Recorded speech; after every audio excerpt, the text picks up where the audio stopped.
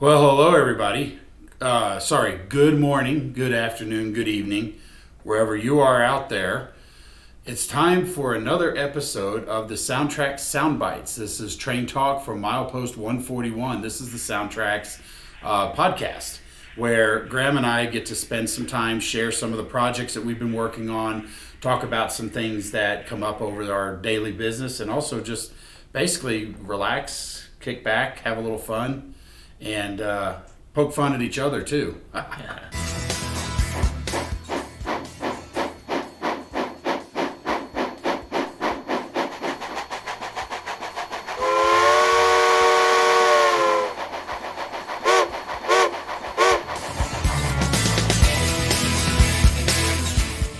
Anyway, with that, I know we had a couple of shows the last few weeks. I was out in Chicago doing the O-Scale meet, and that turned out to be really fun weekend. Met a lot of people, and I'm telling you, everybody's loving the Blunami. Everyone's getting hooked on it. I've already had people calling this week that say, "Hey, I talked to George about it. Which Blunami should I get for this?" and different things like that. That's awesome. That's good to hear. But I think the problem is a lot of people don't realize it, or they just dismiss it for whatever reason. I don't know. But there's a lot of that kind of going around. Yeah. So, guys, if you haven't checked it out, please do. It really does make things easy. But the best part is about the Blunami is that if you still have a DCC system, you're not a Blunami customer, because when I was talking to people, I gave a class at one of the stores in Des Plaines, Illinois, Des Plaines Hobbies. And I was talking to them, and I said, all right, how many of you guys have DCC? And most of the people raised their hand. I was like, all right, how many of you guys love setting CVs? Nobody. Two people raised their hand. Oh, two people this time. Two people this time. I was shocked. And I was like, okay, but you're still, okay, welcome everybody. Now you're all Blunami customers. Because that's one of the benefits of the Blunami, is the fact that you can make all your adjustments through the app using menus, checkboxes, slider bars, and you can make the decoder do what you want it to do. Then if you want to run it on your DCC system, go for it. There's nothing to lose. Yeah, this is like exactly what I was talking with someone about today. They were like, I've got a bunch of Tsunami 2s. I love them. They're great. I run them on my NCE or DCC, whatever he had. And I say, well, why don't you try Blunami? He's like, well, I probably should. Mm-hmm. And it's like, yeah, you can still operate it just the same. Yeah, and one of the stories I tell is I had a customer, and this was prior to you being here. We had a customer call up, and he was telling us, he says, I really love your products. I love everything. It sounds great. This sounds better than everything out there, but I just can't get over the fact that it starts up, so I have to buy the other brands. And I was like, so wait a minute, hold on, time out. You've got all these features and all these benefits of using our product, but you're skipping because you didn't find the setting? Yeah. Or didn't call us to ask, hey, can I turn that off? Because these locomotives are sitting here quiet. You're muted, I realize that. Yeah. But these are sitting here. I can blow the horn, ring the bell, but they're sitting here. And we literally powered the track up a minute before we turned on the camera just to make sure. Yeah. So, these locomotives have that as an option. You can turn it on, turn it off. But my point being is that for those of you who are wanting the auto start to be disabled, there's a menu. You simply go in and find the menu, and you just uncheck auto start to disable it. Yeah, you don't have to learn the CVs anymore. Yeah, it's fantastic. So anyway, so we did the Chicago O-Scale meet, met a lot of great people, and I'm telling you, O-Scale is cool, and it's tempting. Yeah. Because big trains, and man, you just know the size of the speakers can go in those things. Yeah, the sound that you can get, like we fired up our two test models here, and I'm like, wow. Oh yeah, you can hear them halfway across the room, but it also gives you that ability to have those bigger speakers, so more of that low frequency comes out. I know there's speaker types that you can use. In some of my models, I'll put 2 of our Cubes 3 speakers, sometimes 4, depending on, and those 4 speakers are able to reproduce those low frequencies. But this one, for example, has one of JT Burke's Scale Sound System speakers in it, and so it really does help, allow you to make the model do the way you want it or sound well. But when you get those bigger models, those big speakers, when you hear it, you can feel that air compressor hit, because that air compressor kicks on that low energy, just whoa, whoa, whoa, whoa. It's almost more like standing next to the real thing. Yeah, it does. You can hear all those frequencies. And so, but I mean, modeling's all about compromises, right? So anyway, at the time of this recording, we're actually going to be going to the Rocky Mountain Train Show, but I think this is scheduled to be released. So we're leaving here very soon. And I say we, meaning me. I'll be up there, so hopefully I got to meet a lot of you guys up there. I'm looking forward to that show as well. That's the biggest show in the West. And so with Amherst and Train Fest both being kind of eastern, Milwaukee, and then Amherst is up in Massachusetts. And then you've got the national show travels, but that's hit or miss depending on where it is. I mean, last year in California, there was a lot of issues that popped up on that one, and so that one was not a big show. And when they were talking about limiting attendance because it was in the hotel lobby or the hotel ballrooms, kind of made it a little bit tough. Yeah. So if you guys have the ability to get out to one of these big shows like that, always come out. If you want to know where we're going to be, if you go to our website at SoundTraxx.com, and under company, you can actually see the list of the trade shows, because it'll say trade shows and you click on that. And then there's a list of all the ones we've committed to coming up here in usually the next year. We try to plan ahead enough. So it's kind of, but it's always changing. So feel free to check back. So for example, after I get back from here, I don't have anything really till July. So there's a greater than zero chance something may pop up, something may not. But July is going to be busy because I'm going to be gone 3 weekends in July, including 4th of July weekend. We're going to go visit our friends out at Spring Creek Model Railroad, or Spring Creek Model Trains. Sorry. My train club back in Texas that I used to be part of was Spring Creek Model Railroad Club. So every now and then my words fumble together. Get them all mixed up. And I get them mixed up. But yeah, the Spring Creek Model Trains in Deschler, Nebraska is going to be July 5th and 6th. And then the national show in Novi, Michigan or something like that is the following week. I think the national train show is actually something like the 14th or whatever that is. So check that out. And then we have St. Louis RPM, which is an annual railroad prototype modelers meet, which I always enjoy doing. We get to see a lot of great friends and people in that area. So yeah, when you're looking at shows, if you have a show in your area that we should be aware of, send us an email to sales@soundtraxx.com. Let us know about your events in your area. So anyway, I've kind of rambled on a little bit, and I know you're chomping at the bit to show off your new model over there. This bright orange thing that I need sunglasses to look at. So it's been kind of busy a lot. Haven't had too many projects going on, but we did talk about last week about showing off the BNSF GP38, and we were kind of talking about the new Jeep15s that George had gotten with a lot of the new added lighting features, and it's a similar thing that they've done on these Jeep38s as well.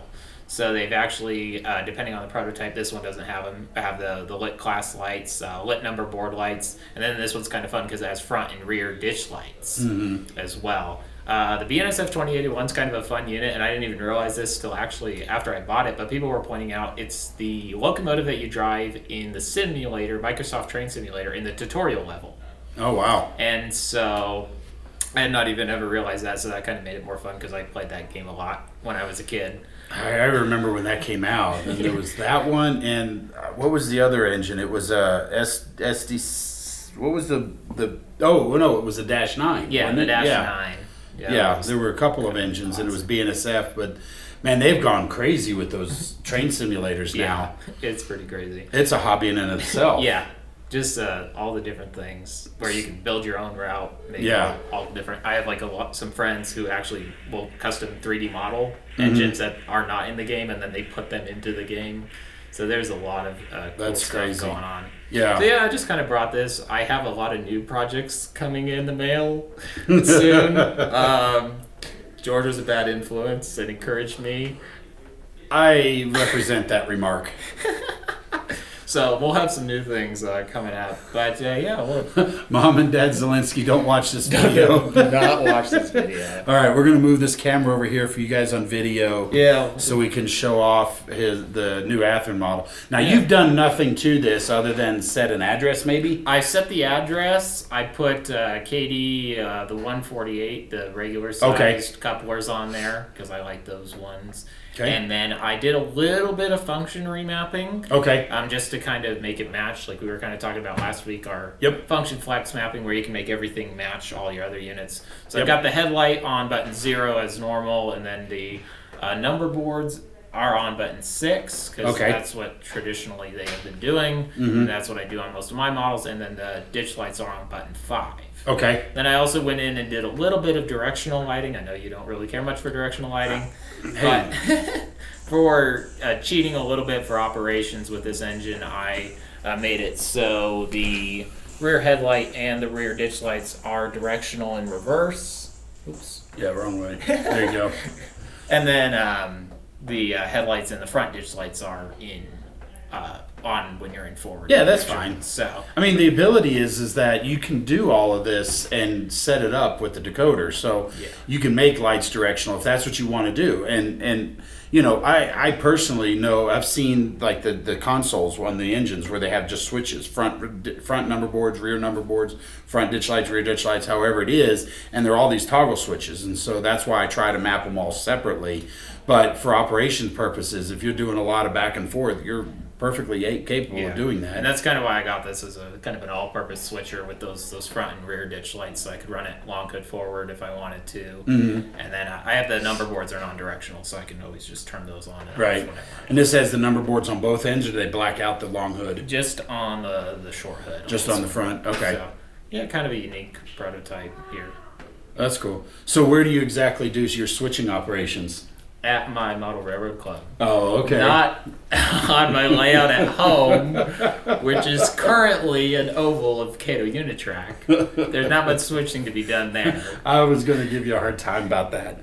So now that you're in the process of trying to find a permanent place to live up here, because I know you've been bouncing back and forth between Albuquerque, which is where you're originally from, and here, working the week and driving your 3.5 hour commute home. It's not that bad. Yeah, I know. Well, it's only bad if it snows and takes 5 hours. Yeah. Turn on some tunes, sit back, and just relax. Yeah. So. Yeah, we'll see about building a layout soon. Have to decide what I want it to be. Fair enough. That's the hardest part. Switching layout. Switching layout. Yeah. You can run your engine. Yeah. So that's cool. No, Athearn's really been doing a lot now with adding all these extra things.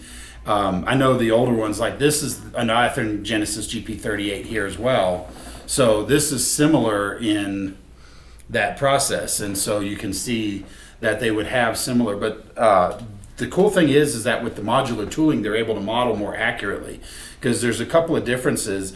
And I know on audio you can't necessarily hear it, but like on my Missouri Pacific one, the radiator fans are closer together, but then on his BNSF, they're farther apart. The intake grills are a little bit different on the two models. Yeah, and then of course you've got those cool smart arresters and no dynamic brakes. Correct. And that, to be fair though, that's been modular for years. They've always had that as a separate hatch going back to even the Blue Box days. Yeah. But they've been able to model it more accurately all the way around, you know. So it gives us that ability to be able to get the specific models. Because, you know, looking back in the days, now I've started back in the days of Blue Box, which was long before you were around. But, man, we had basically one GP38. And I think it was more like this one here, because that's got the chicken wire grating and the spaced out fans. And basically, if I wanted to have the models more accurate with the closer, I would have to cut that out and rebuild and basically relay the whole long hood, at least the fan area. Then I'd have to come up with the rivet detail and the grab irons and the lift rings and all that stuff. And man, it took a lot. And that plastic was thick, especially when you're trying to cut it. You'd never realize how thick that plastic was until you tried to cut it and modify it. And I did some of that. So I can fully appreciate how much work goes into it. Because I remember back years ago when the Athearn released their GP50s. And the GP50 came out, and then there was another company called Smoky Mountain Model Products or something like that, and they did parts that made the Jeep 60 dynamic brake housings, and there was some a couple of other parts, and then you go to Cannon and Company to get the angled blower duct housing on the side of the long hood, and with a couple of parts here and there, you'd make a couple of changes, and you had a plausible Jeep 60 because nobody made a Jeep 60 at that point in time. So doing the work, I fully appreciate the level of detail that we're getting in a ready-to-run format. Yeah, it's so like I talk to people on the phone and they say, "Wow, things have really changed in the past 20 years." I'm like, "Well, that's as long as I've been around." Yeah, and I say even in the last 10 years, I think back to my first DCC sound engine. It was a Bachmann 260 with the sound value. So you got headlight, backup light, cylinder cocks, bell, whistle. Yeah, I'm not even sure you got that. It was chuff chuff woo woo ding ding, as I remember. Pretty much, yeah. And then you just take a look even from about 10 years ago to now, where we're getting the lit number boards and the class lights and all these different things that they're cramming into these engines. Exactly. It's amazing. And the level of detail is amazing. So I'm going to show off. I don't see when somebody was asking me about something, and I forget what it is, and you can see it in the screen here. If you're watching on video, is the ScaleTrains GP30 that I fixed. But somebody was asking me if I'd shown this off, and I was like, I thought I did, but so if I have, I apologize. I'm not trying to, brag about it or anything again, but this is a ScaleTrains model that I've upgraded, took out their circuit board, put in a CurrentKeeper. I used a Decoder Buddy and a 21-pin Blunami decoder plugged right in. And I've been able to get all the lights. So I'm going to screen record my phone here so you can see everything that is on. Okay, screen record is active. Now, when I come over here, I've got, of course, my headlight, which hopefully you guys can see on there. It looks like it's coming through. But when I open up my side menu here, now one of the advantages, you talked about the lights that Athearn's adding in, as ScaleTrains has got them in there as well. We have our front class lights, which are clear in my case, because in 1978, everything would have been written up as an extra anyway. So I don't need green, and red would be only used if it was shoving, so I don't need those. Then I've got rear class. Go ahead. Another thing that people don't realize too in the Blunami here that you're showing is that function renaming that you can do. Yes. I think that's important to bring up. That is important to bring up. So I've renamed everything here, and you can see that in the screen if you're watching the video. But all my lighting outputs are labeled what they are. So when I turn them on, you can see that they're on because it highlights it. So I've got my front class lights, my rear class lights, and I've got front number boards, and I tied that together with the truck lights because, as I've mentioned in the past, the number boards would have been the number of the train locomotive of record. So you have the clear class lights, the number boards. So this would be extra 3018. So that's where the engineer would be sitting. So of course the truck lights or ground lights would be on as well. And then rear number boards doesn't turn on the ground lights as well. But then I've got the nose Mars light, which comes on. Now, for those of you watching on video, you'll notice it's not Mars lighting. And what I found in talking to some of the grand engineers was that they could oscillate it kind of on their own. There was a light to illuminate it and then one to actually start the oscillation.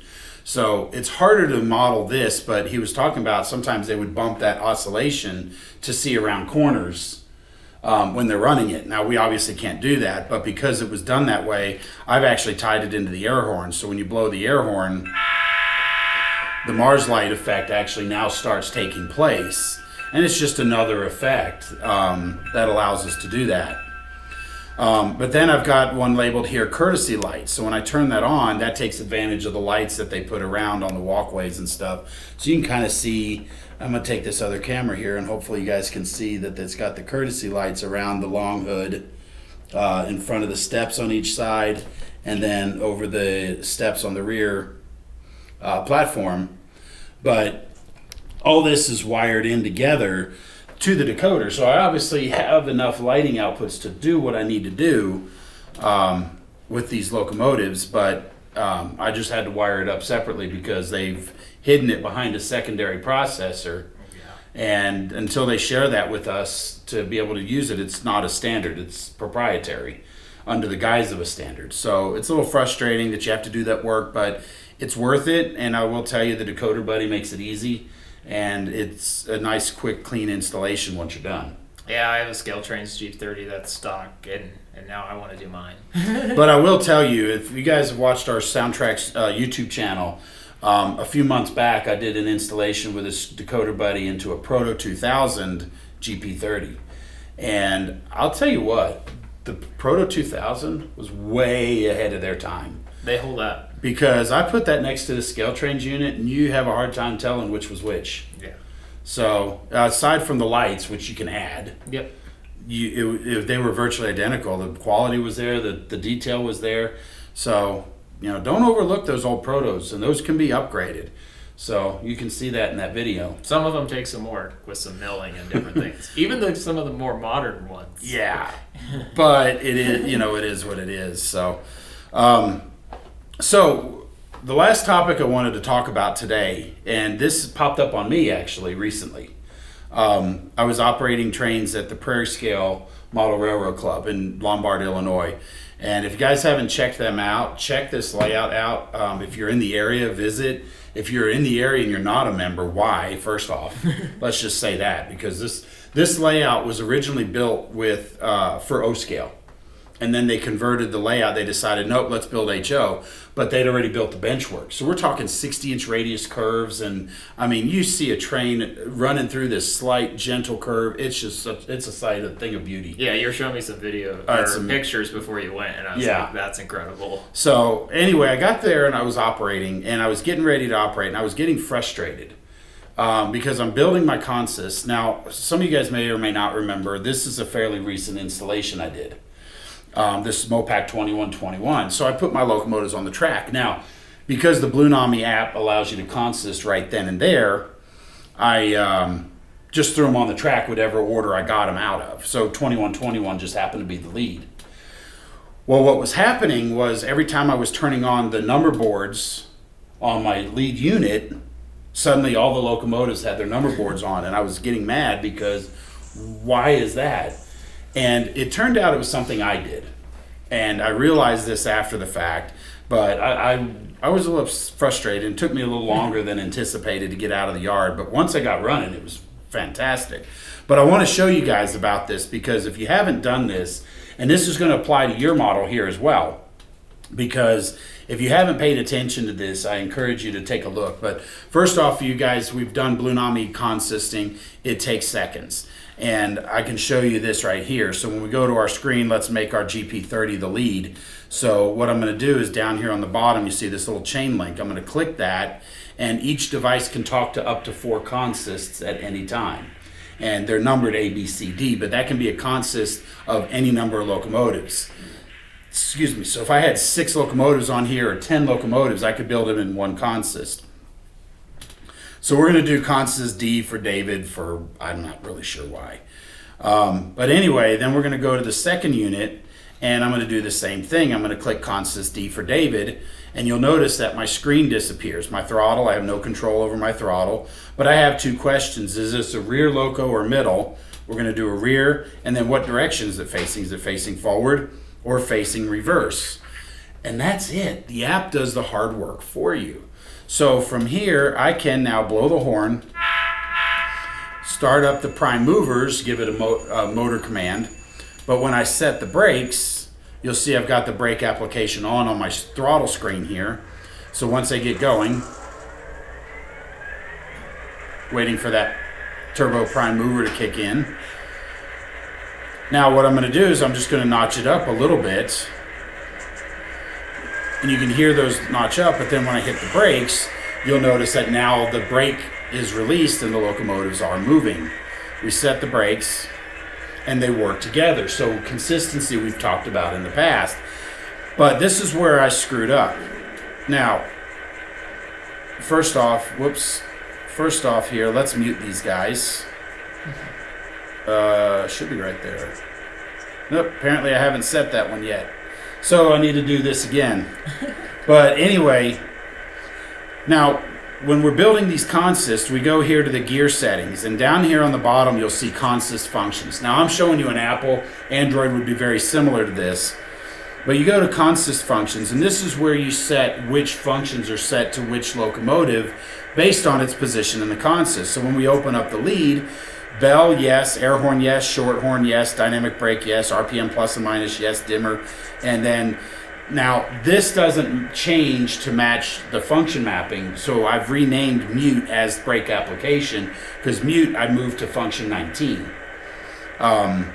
And so you can kind of see where this is going with all of these here. So you kind of go through here and you just look at this point, you focus on the F5, F6, F7, and these are the commands. But down here towards the bottom, you'll see on my lead unit, I've got all of these enabled, FX3, FX4, FX5, 6, 7, 8, and so forth. And you do want those because they're typically on the lead unit. But where I was screwing up was I had apparently thought I had already done this with the lead unit 2121. But when you go to mid, and you'll see no bell, no horn, no short horn, but you've got your brake application or mute enabled, RPM plus and minus. And going through the list, what I had forgotten was I still had FX3, 4, 5, 6, 7, and 8 all highlighted as yes, send that to the lead, to the trailing units, or in this case the middle. And then there's rear loco, so when I go to the rear unit, do the same thing. So I had forgotten to set this. So what I was getting frustrated with, thinking it wasn't acting up, it turned out it was my own fault. But when you got an audience of people watching you, you panic, and I'm like, what did I do? What did I do? Why is this light turning on? And they're asking, why is that light turning on? I'm like, I don't know why that light is turning on. It shouldn't be. Yeah. Well, and that takes the place of like going in and doing, CV19, 21, 22. It's just so much quicker than, I got to calculate which bits you want enabled for which functions to be enabled on each engine, and then you still got to program that in. It does it all for you. Correct. Now there's even a button here. Write these CVs to the decoder. So if I want to use the app to set those CVs based on its position, I will send that out. And then I can add it to the consist and go if I want to use the DCC system. Then I can just set CV19 because these are going to be already set. But the issue was I had done this, as you can see here, on this unit, but these settings on this consist functions take place when that locomotive is in the lead. So when this locomotive was in the lead and I hadn't unchecked all those lights, that's why this unit was getting the number boards and truck lights and all that stuff to turn on, because I hadn't disabled it when this locomotive was the lead. So to show you, we're going to go back to our main screen here, and then now when I come over here to my consist functions, lead unit, now they're fixed, of course, because when I had that aha moment, I had to go back and fix it. But you can see all the lead unit are set here. But when I go to the mid, when I scroll down, now they're all turned off. And that was the way I wanted it. But this is where you can take advantage of this, because if you want the courtesy lights on all your locomotives, if you have them illuminated or step lights or whatever, this is where you would then enable them on your trailing units as well, like I have with my BNSF stuff, which is sadly behind upgrading to Blunami. I have one of them converted, and I've just been lazy because I've been focusing on the stuff I run on my home layout. But this part's important. But then come again, let's look at the options here. So we've got this consist. Obviously there's no ditch lights, but in your locomotive you have ditch lights. So if I enable those lights on a trailing unit, let's say he's trying to run in my train, now the headlight may not be working because the headlight would be on here. But if I don't disable that, those ditch lights are shining into the second unit. And so that's where you want to take that advantage of going in and setting those settings in the menus in your Blunami app. And so once you set that up, each locomotive, when you put the Blunami in, you'll want to go back, because those settings are not for the app, they're for when that locomotive is in the lead. So that way you can have, let's say for argument's sake, if you want to set your switchers up one way and run them up together, or let's say you're like me, I've got a group of steam, UP steam stuff that I run with the SD70 Ace, that's the heritage units or whatever, and if I want to enable that, that whole list of functions may be different than, say, my Missouri Pacific stuff, which doesn't have any step lights or anything like that. So that's why you have that ability to do that per locomotive. But if you're consistent with your locomotives, when you do your initial setup, you can just go into that consist functions, quickly change it out. But I wanted to bring that up because, yes, it can happen to the best of us when we're sitting in a place with an audience and something doesn't work right, and now you get frustrated because I'm embarrassed because it's not working right. I've got an audience of people in front of me expecting it to work right, and it was something stupid I did on my part. So don't overlook it. The good news was, like I said, you didn't break it. Yeah. I didn't break the decoder. It just wasn't doing what I thought because I thought I had already done it, which is why it was on the trip with me. And it just so happened that that was the lead unit. But it gave us a great teaching lesson. You know, take advantage of the learning. Now, once I figured that out, went and unchecked those for the middle and trailing units, rebuilt the consist, man, they went around the layout great. I've got a clip inserted right here that you can see over behind the scenes here so that you can actually see. But